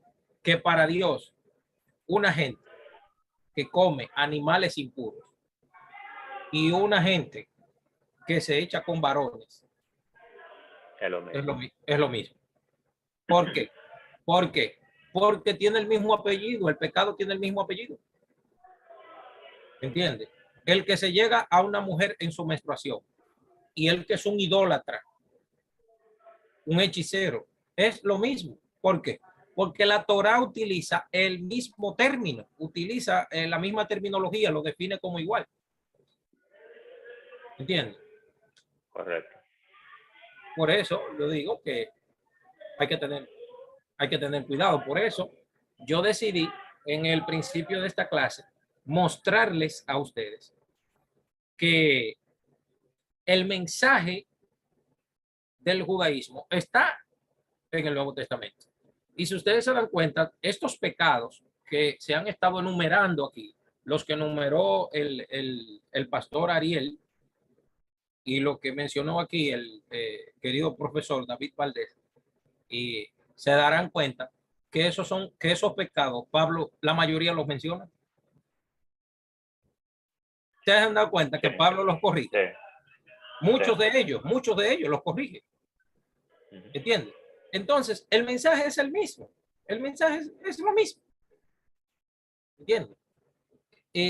Las leyes de Noé, etcétera. O sea, se está hablando de todo. Lo que se está hablando es en sí la ética y la moral que le falta a la gente. ¿Comprende? Cómo la gente debería ser, cómo debería pensar, cómo debería actuar. Bien. Un minuto, Luis. Dígame. Ariel, perdón. Me quedé con el interrogante eso de la sangre sobre la superficie. Me llamó la atención que no lo he estudiado todavía. Claro que si una persona va a derramar sangre de un animal, que no la eche en la superficie de la tierra, sino que haga un hoyo y la tape. Sí. Bueno, me falta todavía el licenciado Gabriel Camejo y me falta, bueno, el pastor Gabriel Camejo es el último. No sé si está por ahí. Pastor, adelante.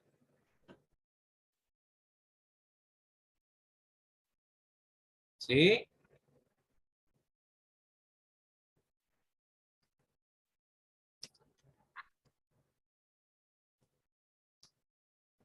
Creo que estamos nosotros. ¿Eh?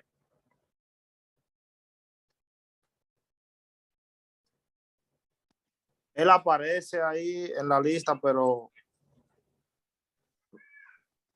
Dice aquí que no tengo micrófono en la PC y el celular no quiere entrar. Ay, ay, ay. Bueno, ahí se complica entonces las cosas. Bueno, como se darán cuenta, el maestro Michel está por aquí. No sé si tiene alguna información al respecto. Ya son las 10:54 de la noche. Yo incluso hoy fue que terminé el compromiso que tenía en el otro instituto que estoy enseñando, señores. Yo estoy dando clases desde las 7 de la noche hasta esta hora. Oiga bien, desde las 7 de la noche hasta esta hora. Este mes completo, ya se darán cuenta.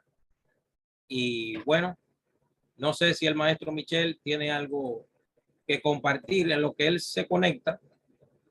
Ustedes se han dado cuenta que yo necesito escucharlos a ustedes. ¿Qué les ha parecido esta clase en cuanto a estudiar principios bíblicos se refiere? ¿Llovimos sobre mojado o entramos a temas que son básicos, pero que los dejamos ir como así, como por el ladito, como que se nos estaban yendo? ¿Ustedes qué opinan al respecto? Para mí, Rabón, perdón. En mi parte, pues yo aprendí bastante en estas 4 clases y hoy también pues en la exposición, escuchando a todos los colegas. Yo creo que queda una semilla muy fuerte acerca de la ley en el Nuevo Testamento, para erradicar esa tendencia de que eso es del antiguo y no es del nuevo. Entonces, creo que esa fue una de las clases que más me marcó y esto me llevó a estudiar un poco más a profundidad y tengo la responsabilidad de estudiar un poco más para cuando me toque enseñarlo. Bien. ¿Quién sigue? Me gustaría escucharlos a todos antes de terminar la clase. Me gustaría escucharlos. Bueno, profe, yo dije más o menos algo. Se aprendió bastante, por lo menos de parte mía. Usted mencionó algo muy importante en una de las clases y es que nunca terminamos de aprender y nunca podemos decir que no la sabemos todas, porque aquí hay personas de diferentes niveles que enseñamos. Sin embargo, yo personalmente he aprendido un montón revisando las clases, con el contenido, especialmente con lo que se dio hoy y mi exposición de que verdaderamente yo desconocía eso. Y como dijo la persona que habló anteriormente, ahí con este argumento sencillo que él mencionó, se cae eso, se dice no, porque la ley fue abolida, no hay que hacer tal cosa. Bueno, pues ya aprendimos aquí como cosas de la ley, la tenemos aquí en el Nuevo Testamento también, que no es la ligera que hay que decir eso en caso de. Excelente. Bien, gracias, David. Escucho a Karsna. ¿Karsna? Sí, las damas primero. ¿Qué pasó?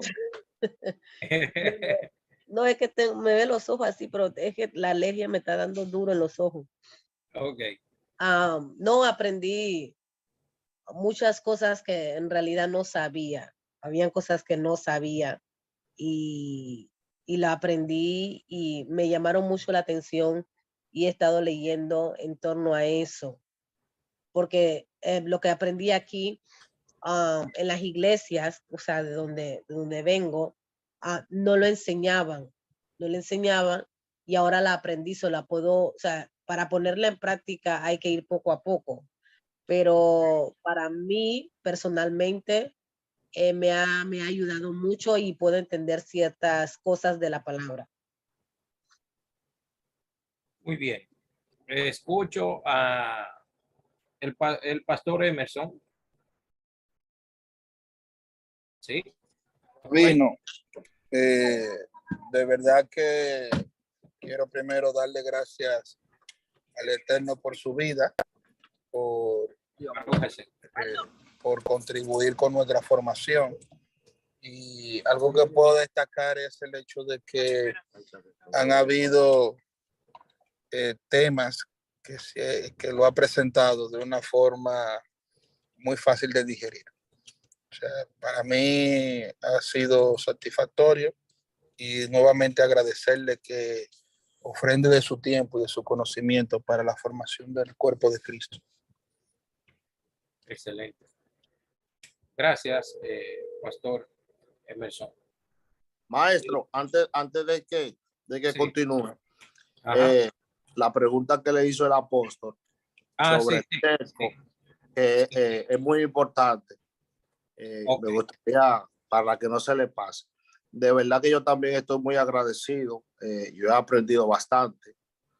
De verdad que sí, como decía mi compañera, pretendo poco a poco poner en práctica todo lo que hemos aprendido.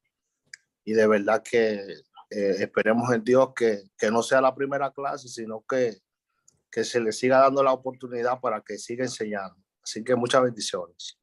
Esra Hashem, con la ayuda de Dios. Joan Matos. Estamos por aquí, More. Sí. Sumamente agradecido.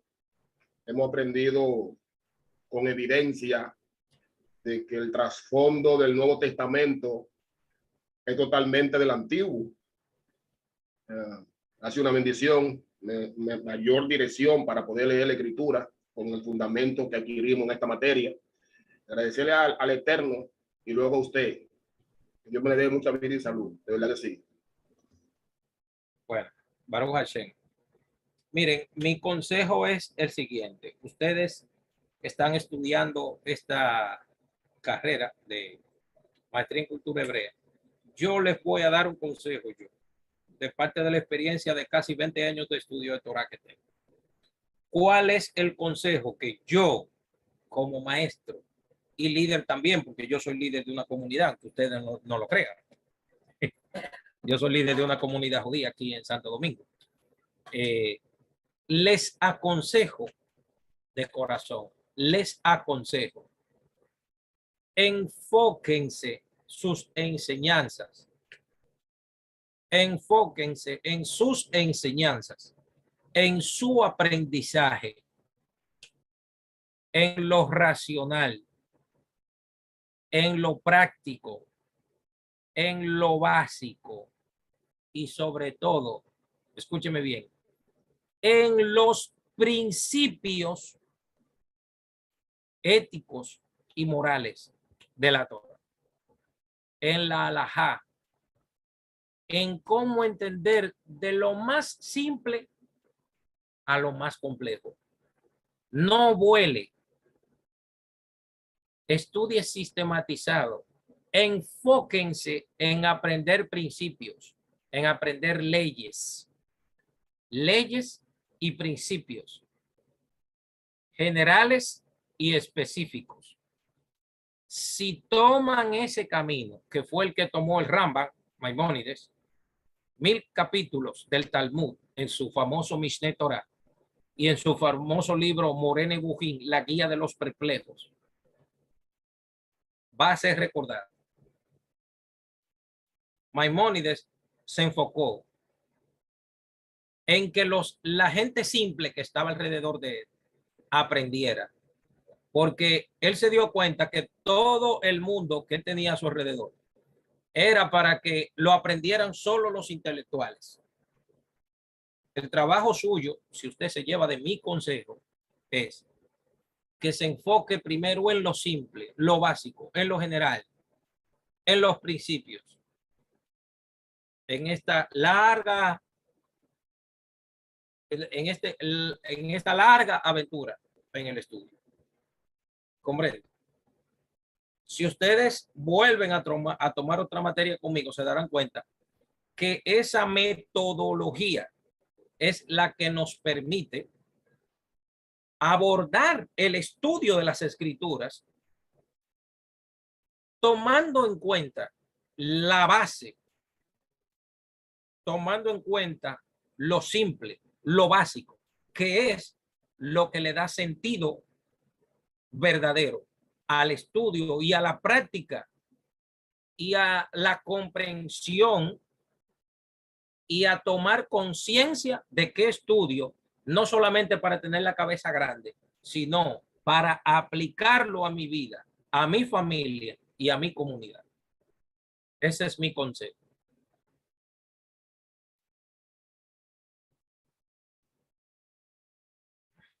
Porque hay gente que empezó a estudiar esto y ya están volando ya, pero ellos no saben correr todavía. Ellos no saben correr. Ya ellos vuelan. Ya esa gente están ángeles, demonios y yo no sé cuántas cosas, Shedin y yo no sé qué cosa. ¿Entiendes? Esa gente están ya, ya ustedes saben, esa gente vuela, ya esa gente no está en este mundo, es en el otro ya que está. Así es, profesor. Muchas gracias, muchas gracias. Todavía nos falta mucho para ser querubín, así como usted dice. Bien, de una manera sana, justa y simple, quiero mostrarles lo siguiente.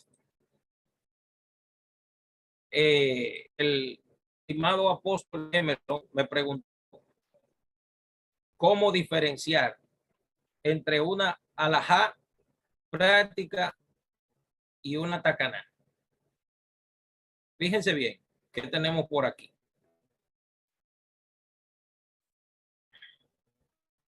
Espero que les toque estudiar este material conmigo, que todavía no lo he terminado, pero espero que... Fíjense bien, enseñanza de la tradición judía repetida por Jesús. Fíjense bien, ¿qué tenemos por aquí? Fíjense bien. Fíjense este caso, que es muy simple. Enseñanza del judaísmo. Fíjense que tenemos aquí. David Valdés, eso no lo sé. Eso tendrían que hablarlo con el profesor Michel, con el encargado. Fíjense que tenemos por aquí. Aquí dice claramente el texto. La gente piensa de que la enseñanza del amor al prójimo hacia los enemigos, que es algo nuevo de Jesús. Pero fíjense bien que tenemos aquí. Enseñanza del judaísmo. Si encuentras extraviado al asno de tu enemigo, dice aquí, al buey o al asno de tu enemigo, se lo llevarás. Si ves que el asno de tu enemigo sucumbe bajo el peso, no rehuses tu ayuda. Acude a ayudarle. Fíjense bien, el asno de tu enemigo. Dice aquí, Isaías 56. He dado mis espaldas a los que me herían y mis mejillas a las que me arrancaban la barba. Y no escondí mi rostro ante las injurias y las ésputos. Proverbios 25:1 dice, si tu enemigo tiene hambre, dale de comer, si tiene sed, dale de beber. Dice Samuel 1:24-17 al 20. Cuando hubo acabado de hablar, David dijo, Saúl, ¿eres tú, hijo mío? Y alzando la voz se puso a llorar y dijo, mejor eres tú que yo, pues tú me has hecho bien y yo te pago, o sea, tengo un error aquí, te pago con mal.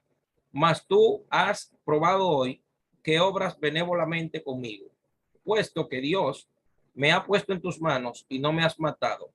¿Quién es el que se encuentra con su enemigo y le deja seguir en paz su camino?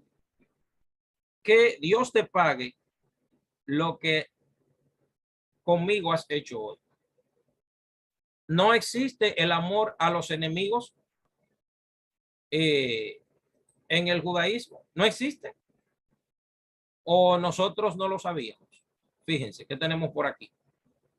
La tradición oral judía, criticada por los ignorantes que no han estudiado las fuentes judías, dice la Tosefta de Baba Metzia en la tradición oral, dice, ayuda a un enemigo antes de ayudar a un amigo para doblegar el odio. Eso se encuentra en Tosefta Baba Metzia, la parte B de la Mishnah del Talmud Babli, Talmud Yerushalmi, capítulo 2, parte 26. Baba Metzia dice, Talmud babilónico dice, antes que al amigo hay que socorrer al enemigo. Shemot Rabá, o sea, Éxodo rabínico, dice, pero Dios dijo, parezcanse a mí del mismo modo que yo pago con el bien el mal. también paguen ustedes el bien por el mal que han recibido.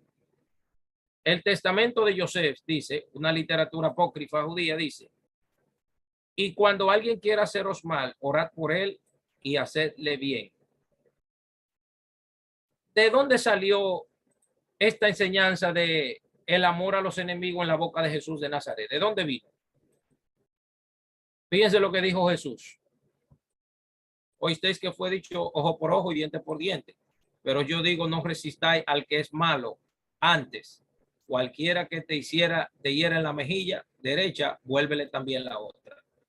Tengo que aclarar que eso no significa en la mentalidad judía que si a ti te dan una trompa en la cara, que tú vas a poner la otra mejilla. Si ustedes investigan bien, vuélvele también la otra, significa que el pago por ese golpe en la cara, los jueces van a tomar la determinación de cómo juzgarla, no la persona misma. Vuélvele también la otra, quiere decir, los jueces te van a juzgar a ti por lo que tú me has hecho. ¿Recuerdan cuando Jesús dijo, con la misma vara que midas será medido? Eso es mismo. Y aquí ustedes ya pueden ver todo el discurso de Jesús. Mírenlo ahí. Todo el discurso de Jesús está contenido en la ley oral. Fíjense bien. ¿Cuál es la diferencia entre el judaísmo de Proverbios 2 y el texto de Mateo 5, 43 al 44? ¿Cuáles son las diferencias entre el testamento de Joseph y el libro de Shemot Rabá y el texto de Mateo 5, 43, 44? Hasta la palabra mejilla que Jesús utiliza en Mateo 5, 39 es la misma que aparece en el texto hebreo de Lamentaciones 3:30, que dice, y puse mi mejilla para que me golpeara. Y lo más importante es que dentro del judaísmo está utilizada con el mismo sentido, poner la otra mejilla, como dice ahí. Si leen Lamentaciones 3:30, ahí lo van a ver. Pues no es una nueva ley superior de Jesús o del cristianismo, sino que ya existe en Megilá Ejá, en Lamentaciones. Es decir, se puede encontrar la misma idea dentro del judaísmo. Lo que hizo Jesús fue simplemente repetirla, como se ha repetido durante casi 20 siglos, que el amor a los enemigos no está contenido en el judaísmo. Pregunto, ¿quién inventó esta falsedad? Ahora, ¿cómo identificar un cerco de un mandamiento? Eso dependerá de usted, porque la aproximación que nosotros tenemos a la Torá dentro del pueblo de Israel es una, y la aproximación, o sea, la aproximación que tenemos nosotros, incluyendo a Jesús también, porque hoy en día la gente dice palabra de Dios cuando Jesús la dijo, pero palabra de los rabinos. ¿Entiende? Lo que pasa es que la mayoría de la gente entiende que cuando Jesús señala algo ético de la Torá, es que Jesús está creando una nueva religión y no dándose cuenta que es un aumento dentro del judaísmo en bloque, dentro de la propia tradición judía en la que Jesús se encuentra discutiendo con otros fariseos. ¿Entiende? Cuando Jesús dijo, si tu ojo te es ocasión de caer, ¿qué creen ustedes que es eso? ¿Un mandamiento o un cerco? Pregunto yo ahora, ¿qué creen ustedes que es eso? Para mí es un cerco. Es un cerco, totalmente. Es un cerco. A ver. A ver. Fíjense bien lo que dice aquí. Si tu ojo te es ocasión de caer, sácalo y échalo de ti. Mejor te es entrar con un solo ojo en la vida que teniendo dos ojos y ser echado en el infierno de fuego. Y fíjense lo que dice aquí. A ver. A ver.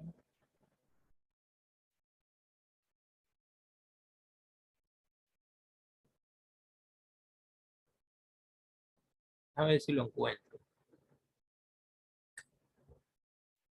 A ver si encuentro la cita.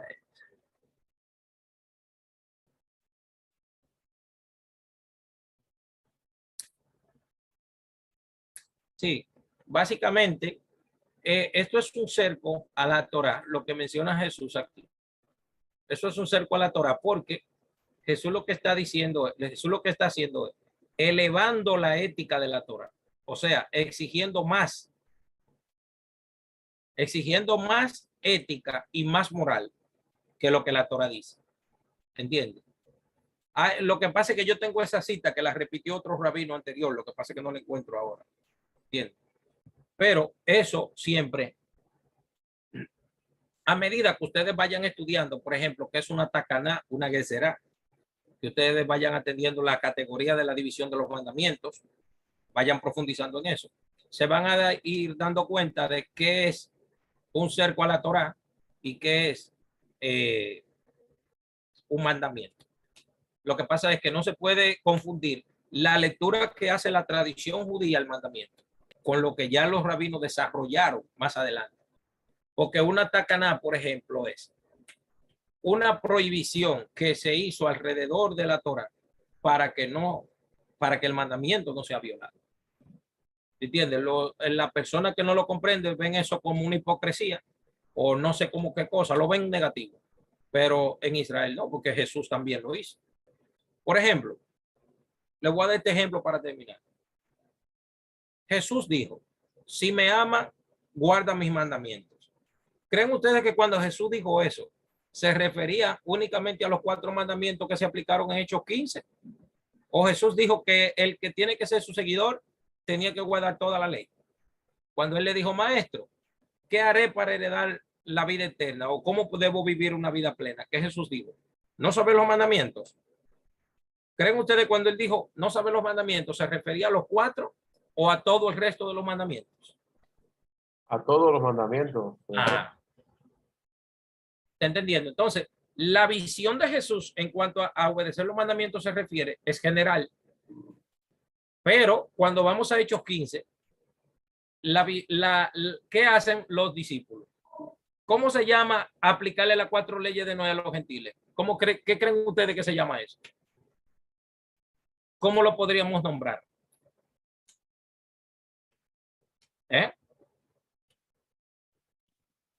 No pudiera ser un cerco en ese caso específico de ellos. En ese caso específico es un cerco. ¿Están entendiendo? ¿Por dónde va la cosa? Rabí, una pregunta. Yo soy un estudiante de Torá, no me digas rabino. No, amado, déjame fluir en lo profético. Es con respeto que lo digo realmente. Mire, amado, me parece satisfactoria la respuesta cuando dice que la diferenciación entre un mandamiento y un cerco va a ser muy relativa al nivel de acercamiento que tenga cada quien. Sí. Y yo le hacía la pregunta al principio de la clase porque desde mi punto de vista, originario en Occidente, partimos, por ejemplo, de los 10 mandamientos y los 613 mandamientos y preceptos y eso. Entonces, lo comparaba a la ley sustantiva y a la ley adjetiva que se establecen en la República. Por ejemplo, hay una ley que dice X cosa no se puede hacer. Entonces, viene la ley adjetiva que te dice a ti cómo aplicar esa ley. Era la forma en la como yo veía los mandamientos. Los 613 preceptos venían a darnos una explicación clara para un mayor entendimiento de cómo teníamos que vivir la Torá. Sí. Entonces, para mí, desde mi punto de vista, todo lo que se desprendía de esos 613 mandamientos, esas interpretaciones rabínicas, esos comentarios, ese cerco, para mí todo lo que era después de esos 613 correspondía a un cerco. No sé si me doy a entender con lo que digo. Sí, sí. Entonces, pero ahora usted me la puso difícil, porque cuando usted me dice a mí que va a ser muy relativa dependiendo del nivel de acercamiento, me hace sentido realmente. Claro. Pero es mucho más entonces que eso. Para mí la ley eran los 10 mandamientos y los 613 preceptos. y todo lo que fuera diferente a eso había sido un cerco creado.